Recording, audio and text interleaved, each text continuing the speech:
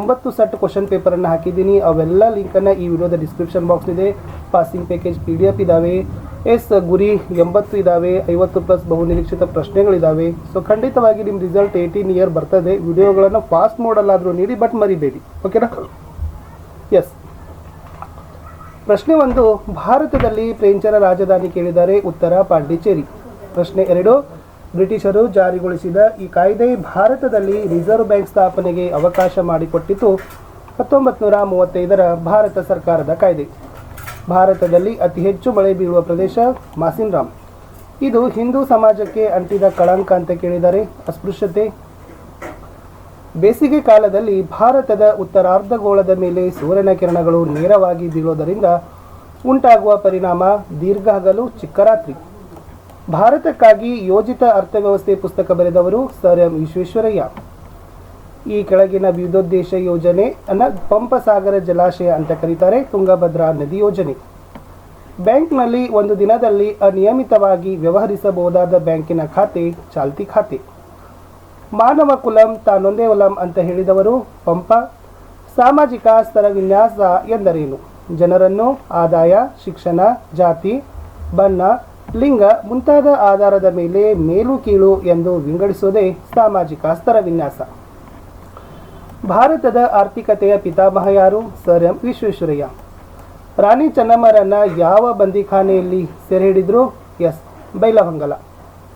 ಇನ್ನು ದಾಮೋದರ ನದಿಯನ್ನ ಅದನ್ನು ಯಾವ ರಾಜ್ಯದ ಕಣ್ಣೀರಿನ ನದಿ ಅಂತಾರೆ? ಬಂಗಾಳ. ಪಶ್ಚಿಮ ಬಂಗಾಳದಲ್ಲಿ ಪ್ರವಾಹವನ್ನುಂಟು ಮಾಡಿ ಅಪಾರವಾದ ಬೆಳೆ ಹಾನಿ, ಆಸ್ತಿ ನಾಶ ಮಾಡೋದ್ರಿಂದ ದಾಮೋದರ ನದಿಯನ್ನು ಬಂಗಾಳದ ಕಣ್ಣೀರಿನ ನದಿ ಅಂತಲೇ ಕರೀತಾರೆ.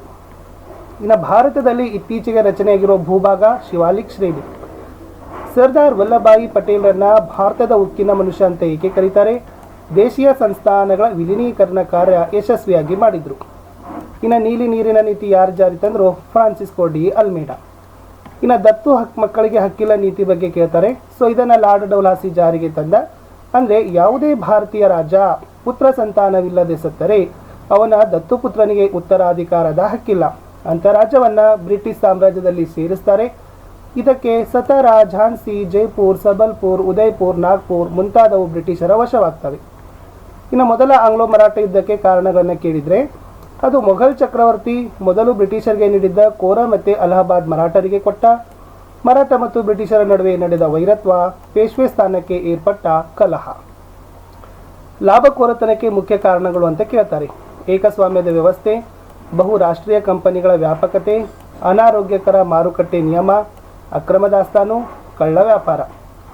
ಇನ್ನು ನಿರುದ್ಯೋಗಕ್ಕೆ ಕಾರಣಗಳು ಅಂತ ಪ್ರಶ್ನೆ ಬಂದರೆ ಅತಿಯಾದ ಜನಸಂಖ್ಯೆ, ಯಾಂತ್ರೀಕರಣ, ಅತಿಯಾದ ಶ್ರಮ ವಿಭಜನೆ, ಸಾಮಾಜಿಕ ಅಸಮಾನತೆ, ಬಂಡವಾಳದ ಕೊರತೆ, ಅನಕ್ಷರತೆ. ಇನ್ನು ಅಸ್ಪೃಶ್ಯತೆಯ ನಿವಾರಣೆಗಾಗಿ ಸಂವಿಧಾನಾತ್ಮಕ ಕ್ರಮಗಳು ಯಾವುವು ಅಂತ ಕೇಳ್ತಾರೆ. ಅಂದರೆ ನಮ್ಮ ಸಂವಿಧಾನದ 17ನೇ ವಿಧಿ ಅಸ್ಪೃಶ್ಯತೆ ಆಚರಣೆಯನ್ನು ನಿಷೇಧ ಮಾಡಿದೆ. 1955ರಲ್ಲಿ ಭಾರತ ಸರ್ಕಾರ ಅಸ್ಪೃಶ್ಯತಾ ಅಪರಾಧಗಳ ಕಾಯ್ದೆ ಜಾರಿ ಮಾಡಿದ.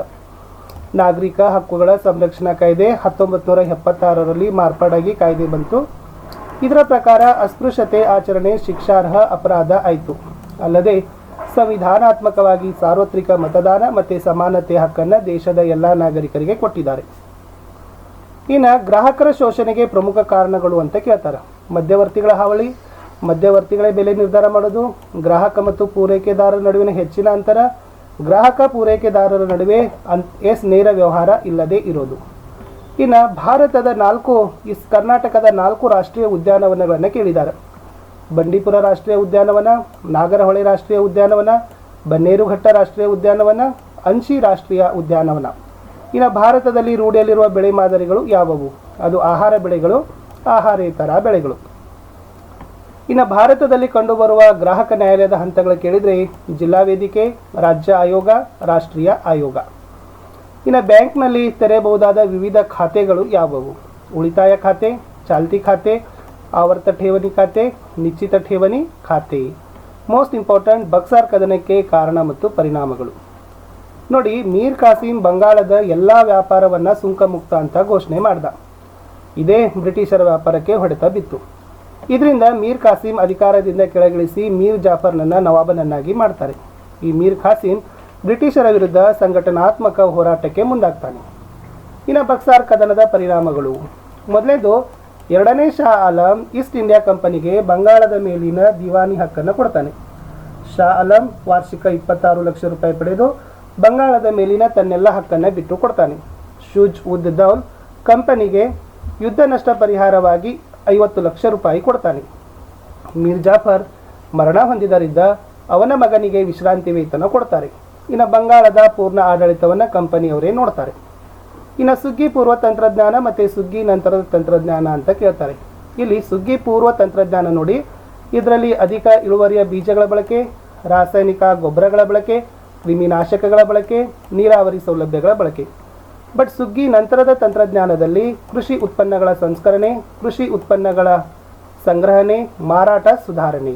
ಇನ್ನು ಗ್ರಾಹಕ ನ್ಯಾಯಾಲಯಕ್ಕೆ ದೂರು ಕೊಡಬೇಕಾದ್ರೆ ಯಾವ ಹಂತಗಳನ್ನು ಅನುಸರಿಸಬೇಕು? ಇಲ್ಲಿ ದೂರು ಕೈಬರಹ ಮತ್ತು ಬೆರಳಚ್ಚು ಮಾದರಿಯಲ್ಲಿ ಇರಬಹುದು. ದೂರು ಕೊಡುವನ ಹೆಸರು, ವಿಳಾಸ, ದೂರವಾಣಿ ಇರಬೇಕು. ಯಾವ ವ್ಯಾಪಾರಿಯ ವಿರುದ್ಧ ದೂರು ಕೊಡಬೇಕು ಅಂತ ಮಾಹಿತಿ ಇರಬೇಕು. ಯಾವ ವಸ್ತುವಿನಿಂದ ನಷ್ಟವಾಗಿದೆ ಅನ್ನೋ ಮಾಹಿತಿ ಇರಬೇಕು. ನಷ್ಟವಾಗಿರೋ ಮೊತ್ತ ಬರಿಬೇಕು. ದೂರಿಗೆ ಸಂಬಂಧಿಸಿದ ರಸೀದಿ ಇರಬೇಕು. ಇದಕ್ಕೆ ಯಾವುದೇ ರೀತಿಯಾಗಿರ್ತಕ್ಕಂಥ ನೋಂದಣಿ ಶುಲ್ಕ ಇರೋದಿಲ್ಲ ಅಂತ ಇದೆ. ಇನ್ನು 1857ರ ದಂಗೆಗೆ ಆರ್ಥಿಕ ಕಾರಣಗಳು ಕೇಳಬಹುದು. ನೋಡಿ, ಇಂಗ್ಲೆಂಡಿನ ಕೈಗಾರಿಕಾ ಕ್ರಾಂತಿ, ಭಾರತದ ಕರಕುಶಲ ಮತ್ತು ದೇಶೀಯ ಕೈಗಾರಿಕೆಗಳ ಅವನತಿ, ಕರಕುಶಲಗಾರರು ನಿರುದ್ಯೋಗಿ ಆಗ್ತಾರೆ, ಭಾರತದ ಗುಡಿ ಕೈಗಾರಿಕೆಗಳ ನಷ್ಟ ಅನುಭವ, ಜಮೀನ್ದಾರರಿಂದ ರೈತರ ಶೋಷಣೆ, ಇನಾಮ್ ಭೂಮಿಯನ್ನು ವಾಪಸ್ ಪಡೀತಾರೆ, ಮತ್ತು ಕೃಷಿಕರು ಆರ್ಥಿಕ ಸಂಕಷ್ಟನ ಅನುಭವವನ್ನು ಹೊಂದುತ್ತಾರೆ. ಇನ್ನು ಶ್ರೀರಂಗಪಟ್ಟಣ ಒಪ್ಪಂದದ ಪ್ರಮುಖ ಅಂಶಗಳು ಯಾವುವು ಅಂತ ಪ್ರಶ್ನೆ ಬರಬಹುದು. ಇಲ್ಲಿ 1792ರಲ್ಲಿ ಶ್ರೀರಂಗಪಟ್ಟಣ ಒಪ್ಪಂದ ಮೂರನೇ ಮೈಸೂರು ಯುದ್ಧದ ಅಂತ್ಯದಲ್ಲಿ ನಡೀತದೆ. ಟಿಪ್ಪು ಮಣಿಸಲು ಅಸಮಾನ ಷರತ್ತನ್ನು ಹೇರ್ತಾರೆ. ಟಿಪ್ಪು ತನ್ನ ರಾಜ್ಯವನ್ನು ಬಿಟ್ಟುಕೊಡ್ತಾನೆ. 3 ಕೋಟಿ ರೂಪಾಯಿ ಯುದ್ಧ ನಷ್ಟ ಪರಿಹಾರವಾಗಿ ನೀಡ್ತಾನೆ. ತನ್ನ 2 ಮಕ್ಕಳನ್ನು ಒತ್ತೆಯಾಳಾಗಿ ಇಡ್ತಾನೆ. ಸೆರೆ ಸಿಕ್ಕ ಸೈನಿಕರನ್ನು ಬಿಡುಗಡೆ ಮಾಡ್ತಾರೆ. ಬ್ರಿಟಿಷ್ ಸೈನ್ಯ ಹಿಂತೆಗೆದುಕೊಳ್ಳಲಾಯಿತು ಅನ್ನೋದು ಇತ್ತು. ಇನ್ನು ದ್ವಿತೀಯ ಮಹಾಯುದ್ಧಕ್ಕೆ ಭಾರತದ ಕೊಡುಗೆಗಳು ನೋಡಿ. ಭಾರತ ಯುದ್ಧದಲ್ಲಿ ತನ್ನದೇ ರೀತಿಯಲ್ಲಿ ಭಾಗವಹಿಸಿತು. ಭಾರತ ಸೇನೆ ಪಶ್ಚಿಮ Asia, Burma, Iraq, Iran, Syria, Africa, ಇಟಲಿಯಲ್ಲಿ ಹೋರಾಟ ಮಾಡಿತು. ಭಾರತ ಪಶ್ಚಿಮ ಜರ್ಮನಿ ಮತ್ತು ಪೂರ್ವ ಜರ್ಮನಿಗೆ ಯುದ್ಧ ವಿಭಜನಾ ರೇಖೆ ಆಗಿತ್ತು. ಭಾರತೀಯ ಸಂಪನ್ಮೂಲಗಳು, ಸಿಪಾಯಿಗಳು ಮಿತ್ರ ರಾಷ್ಟ್ರಗಳ ಜಯಗಳಿಸಲು ಸಹಾಯ ಆಯಿತು. ಭಾರತೀಯ ಸೇನೆಯ ಭಾಗವಹಿಸುವಿಕೆ ಜರ್ಮನಿ ಸೋಲಿಗೆ ಕಾರಣ. ಈ ಯುದ್ಧದಲ್ಲಿ ಬ್ರಿಟನ್ ಭಾರತದ ಕೃಷಿ ವಸ್ತು ಮತ್ತು ಕೈಗಾರಿಕಾ ಪದಾರ್ಥ ಬಳಕೆ ಮಾಡಿತು. ಯುದ್ಧ ಸಾಮಗ್ರಿಗಳನ್ನು ಉತ್ಪಾದಿಸಲು ಆರ್ಡಿನೆನ್ಸ್ ಕಾರ್ಖಾನೆಯನ್ನು ಮೇಲ್ದರ್ಜೆಗೆ ಮಾಡಿದರು. ದೊಡ್ಡ ಉತ್ತಮ ಯುದ್ಧ ಸಾಮಗ್ರಿಗಳ ಉಪಯೋಗ ಭಾರತದಿಂದಲೇ ಪಡೆದರು. ಇನ್ನು ಭಾರತ ಮತ್ತು ಚೀನಾ ನಡುವಿನ ಬಾಂಧವ್ಯ ಇತ್ತೀಚೆಗೆ ಹದಗೆಡ್ತಾ ಇದೆ. ಇಲ್ಲಿ ಭಾರತದ ಧೋರಣೆ ವಿರುದ್ಧ ಚೀನಾ ಟಿಬೆಟ್ನ ವಶ. 1962ರಲ್ಲಿ ಟಿಬೆಟ್ ವಿವಾದ ಉಲ್ಬಣ ಆಯಿತು. ಇಲ್ಲಿ ಭಾರತ ಮತ್ತು ಚೀನಾದ ಮಧ್ಯದ ಗಡಿ ಇನ್ನೂ ಅಂತಿಮವಾಗಿಲ್ಲ. ಎರಡೂ ರಾಷ್ಟ್ರಗಳ ಮಧ್ಯೆ ಗಡಿರೇಖೆ ನಿಖರ ಇಲ್ಲ. ಚೀನಾ ಭಾರತದ ಅರುಣಾಚಲ ಪ್ರದೇಶ ತನಗೇ ಸೇರಬೇಕಂತ ವಾದಿಸ್ತಾ ಇದೆ. ಅಣ್ವಸ್ತ್ರ ತಯಾರಿಕೆ, ವಿದೇಶಿ ವ್ಯಾಪಾರ ಸವಾಲುಗಳು, ಗಡಿಯಲ್ಲಿ ಮಿಲಿಟರಿ ಪಡೆಗಳ ಆಕ್ರಮಣ. ಇನ್ನು ಭಾರತದ ಗಡಿರೇಖೆಗಳು ಯಾವುವು ಮತ್ತು ನೆರೆಹೊರೆಯ ದೇಶಗಳು ಅಂತ ಪ್ರಶ್ನೆ ಬರ್ಬೋದು. ಇಲ್ಲಿ ರ್ಯಾಡ್ಕ್ಲಿಫ್ ರೇಖೆ ಭಾರತ ಪಾಕಿಸ್ತಾನ ನಡುವೆ, ಮ್ಯಾಕಮೋಹನ್ ಭಾರತ ಚೀನಾ, ಡ್ಯೂರಾಂಡೋ ಭಾರತ ಮತ್ತು ಅಫ್ಘಾನಿಸ್ತಾನ್ ದೇಶದ ನಡುವೆ. ಇನ್ನು ಭಾರತದ ನೆರೆಹೊರೆಯ ದೇಶಗಳು ಅಂದರೆ ಪಾಕಿಸ್ತಾನ್, ಅಫ್ಘಾನಿಸ್ತಾನ್, ಚೀನಾ, ನೇಪಾಳ, ಭೂತಾನ್, ಬಾಂಗ್ಲಾದೇಶ್, ಮ್ಯಾನ್ಮಾರ್ ಮತ್ತು ಶ್ರೀಲಂಕಾ. ಇನ್ನು ಮೋಸ್ಟ್ ಇಂಪಾರ್ಟೆಂಟ್ ಏನಪ್ಪ ಅಂತಂದರೆ ವೈಯಕ್ತಿಕ ಹಣಕಾಸು ಮತ್ತು ಸಾರ್ವಜನಿಕ ಹಣಕಾಸುಗಳ ನಡುವಿನ ವ್ಯತ್ಯಾಸಗಳನ್ನು ಪಟ್ಟಿ ಮಾಡಿರಿ. ನೋಡಿ, ಸಾರ್ವಜನಿಕ ಹಣಕಾಸು ಸರ್ಕಾರದ ಆದಾಯ ವೆಚ್ಚಕ್ಕೆ ಸಂಬಂಧಿಸಿದರೆ, ವೈಯಕ್ತಿಕ ಹಣಕಾಸು ಒಬ್ಬ ವ್ಯಕ್ತಿ ಅಥವಾ ಕುಟುಂಬದ ಆದಾಯ ವೆಚ್ಚಕ್ಕೆ ಸಂಬಂಧ.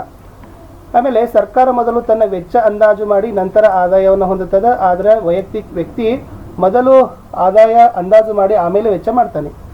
ಆಮೇಲೆ ಇದನ್ನು ಶಾಸನ ಸಭೆಗಳಲ್ಲಿ ಸಾರ್ವಜನಿಕ ಹಣಕಾಸನ್ನು ಚರ್ಚಿಸ್ತಾರೆ, ಪ್ರಚಾರ ಮಾಡ್ತಾರೆ. ಬಟ್ ವೈಯಕ್ತಿಕ ಹಣಕಾಸು ಗೌಪ್ಯವಾಗಿ ಇಡ್ತಾರೆ. ಇನ್ನು ಸಾರ್ವಜನಿಕ ಹಣಕಾಸಿನಲ್ಲಿ ಉಳಿತಾಯ ಮಾಡಿದರೆ ದೇಶದ ಪ್ರಗತಿ ಕುಂಠಿತ, ವೈಯಕ್ತಿಕ ಹಣಕಾಸಿನಲ್ಲಿ ಉಳಿತಾಯ ಮಾಡಿದರೆ ಕುಟುಂಬ ಪ್ರಗತಿ ಆಗ್ತದೆ. 4 ಪಾಯಿಂಟ್ ಬರೀರಿ ಸಾಕು. ಭಾರತದಲ್ಲಿರುವ ಜಲವಿದ್ಯುತ್ ಉತ್ಪಾದನಾ ಕೇಂದ್ರಗಳು: ಕರ್ನಾಟಕದಲ್ಲಿ ಶಿವನಸಮುದ್ರ, ತುಂಗಭದ್ರಾ, ಆಂಧ್ರ ಪ್ರದೇಶದಲ್ಲಿ ನಾಗಾರ್ಜುನ ಸಾಗರ, ಶ್ರೀಶೈಲ, ತಮಿಳುನಾಡಿನಲ್ಲಿ ಮೆಟ್ಟೂರು, ಪೈಕಾರ, ಮಧ್ಯಪ್ರದೇಶದಲ್ಲಿ ಬನ್ಸಾಗರ್, ಗಾಂಧಿಸಾಗರ್, ಮಹಾರಾಷ್ಟ್ರ ಕೊಯ್ನಾ ಮತ್ತು ಟಾಟಾ, ಒಡಿಶಾ ಹಿರಾಕುಡ್ಡ ಮತ್ತು ಕೋಲಾಜ್, ಬಿಹಾರ್ ಕೋಶಿ, ಗುಜರಾತ್ ಕಕ್ರಪಾರ ಮತ್ತು ಕಾಡನ್ ಯೋಜನೆ. ಇನ್ನು ಬ್ಯಾಂಕಿನಲ್ಲಿ ಖಾತೆ ತೆರೆಯೋದ್ರಿಂದ ಏನು ಅನುಕೂಲ ಆಗ್ತದೆ ನೋಡಿ. ಠೇವಣಿಗಳ ಅಂಗೀಕಾರ, ಸಾಲನ್ನು ಕೊಡ್ತಾರೆ, ಹಣವನ್ನು ಒಂದು ಸ್ಥಳದಿಂದ ಮತ್ತೊಂದು ಸ್ಥಳಕ್ಕೆ ವರ್ಗಾವಣೆ, ಚೆಕ್ಕು ಮತ್ತು ಹುಂಡಿಗಳ ತಿರುವಳಿ, ಹುಂಡಿಗಳನ್ನು ಸೋಡಿ ಮಾಡೋದು, ಭದ್ರತಾ ಕಪಾಟುಗಳನ್ನು ಬಾಡಿಗೆಯಾಗಿ ಕೊಡ್ತಾರೆ, ವಿದೇಶಿ ವಿನಿಮಯದ ವ್ಯವಹಾರ, ಬೆಲೆ ಬಾಳುವ ವಸ್ತುಗಳನ್ನು ಬ್ಯಾಂಕಿನ ಸುಪರ್ದಿಯಲ್ಲಿ ಇಡಬಹುದು. ಇನ್ನು ಸಂಪರ್ಕ ಮಾಧ್ಯಮ ಅಂದರೆ ಏನು, ಅದರ ಮಹತ್ವ ಮೋಸ್ಟ್ ಇಂಪಾರ್ಟೆಂಟ್. ಒಬ್ಬರಿಂದ ಮತ್ತೊಬ್ಬರಿಗೆ ಅಥವಾ ಸ್ಥಳದಿಂದ ಸ್ಥಳಕ್ಕೆ ಸುದ್ದಿ ಸಮಾಚಾರ ವಿನಿಮಯ ಮಾಡೋದೇ ಸಂಪರ್ಕ ಮಾಧ್ಯಮ. ಇದ್ರ ಮಹತ್ವ ನೋಡಿ, ಒಂದು ಸ್ಥಳದಿಂದ ಮತ್ತೊಂದು ಸ್ಥಳಕ್ಕೆ ತ್ವರಿತ ಸಮಾಚಾರ ಕಳಿಸಬಹುದು. ಆಮೇಲೆ ಇದರದ ಸರ್ಕಾರದ ನೀತಿ ನಿಯಮ ಅಭಿವೃದ್ಧಿ ಕಾರ್ಯಕ್ರಮಗಳನ್ನು ಜನರಿಗೆ ತಿಳಿಸಬಹುದು. ನೈಸರ್ಗಿಕ ಸಂಪತ್ತು ಮತ್ತು ವಿನಾಶಗಳ ಮಾಹಿತಿ, ವ್ಯಾಪಾರ ವಾಣಿಜ್ಯ ಕೈಗಾರಿಕೆ ಅಭಿವೃದ್ಧಿ, ಮನರಂಜನೆ, ದಿನನಿತ್ಯದ ಮಾಹಿತಿ, ದೇಶದ ಏಕತೆ ಮತ್ತು ಸಮಗ್ರತೆಯನ್ನು ನಿರ್ವಹಣೆಯನ್ನು ಮಾಡಬಹುದು. ಇನ್ನು ಗ್ರಾಮೀಣ ಅಭಿವೃದ್ಧಿಯ ಮಹತ್ವ ಅಂತ ಬರ್ತದೆ. ಗ್ರಾಮಗಳಿಗೆ ಮೂಲಸೌಕರ್ಯ ಕೊಡೋದು, ಗ್ರಾಮೀಣ ಜನರ ದುಡಿಯೋ ಸಾಮರ್ಥ್ಯ ಹೆಚ್ಚಳ, ಗ್ರಾಮೀಣ ಜನರು ನಗರಗಳಿಗೆ ವಲಸೆ ಹೋಗೋದು ತಪ್ಪದ, ಉದ್ಯೋಗಾವಕಾಶ, ಕೃಷಿಯೇತರ ವಲಯ ಅಭಿವೃದ್ಧಿ, ರಾಷ್ಟ್ರೀಯ ಆದಾಯ ತಲಾ ಆದಾಯದ ಹೆಚ್ಚಳ, ಸಂಪತ್ತಿನ ಸಮಾನ ಹಂಚಿಕೆ, ಸಣ್ಣ ಮತ್ತು ಗುಡಿ ಕೈಗಾರಿಕೆಗಳ ಅಭಿವೃದ್ಧಿ. 4 ಮಾರ್ಕ್ಸಲ್ಲಿ ರೆಗ್ಯುಲೇಟಿಂಗ್ ಆ್ಯಕ್ಟ್ನ ಪ್ರಮುಖ ಅಂಶಗಳನ್ನು ಕೇಳಿದ್ದಾರೆ.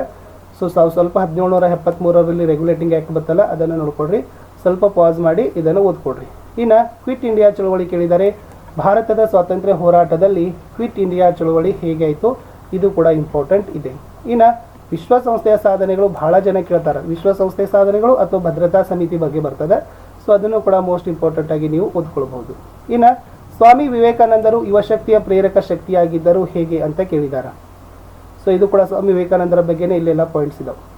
ಇನ್ನು ಮಣ್ಣಿನ ಸವೆತಕ್ಕೆ ಕಾರಣ ಮತ್ತು ಪರಿಣಾಮಗಳನ್ನು ಕೇಳಿದ್ದಾರೆ. ಸೊ ಮೋಸ್ಟ್ ಇಂಪಾರ್ಟೆಂಟ್ ಇದ್ದಾವೆ. ಕಾರಣಗಳನ್ನು ನೋಡಿ, ಈ ಕಡೆ ಪರಿಣಾಮಗಳನ್ನು ಕೊಟ್ಟಿದ್ದಾರೆ. ಸೊ ಇದು ಕೂಡ ಇಂಪಾರ್ಟೆಂಟ್ ಇತ್ತು. ಇನ್ನು ದೇಶದ ನಕ್ಷೆಯಲ್ಲಿ ಮಲಬಾರ್ ತೀರ, ರುಯಿಲಿ, ಕಾಡ್ಲಾ, ಕೆಂಪೇಗೌಡ ಅಂತಾರಾಷ್ಟ್ರೀಯ ವಿಮಾನ ನಿಲ್ದಾಣವನ್ನು ಗುರುತಿಸಬೇಕಿತ್ತು. ಇದು ಇತ್ತು ಮಲಬಾರ್ ತೀರ, ಕೆಂಪೇಗೌಡ ಅಂತಾರಾಷ್ಟ್ರೀಯ ವಿಮಾನ ನಿಲ್ದಾಣ, ರುಯಿಲಿ, ಕಾಡ್ಲಾ.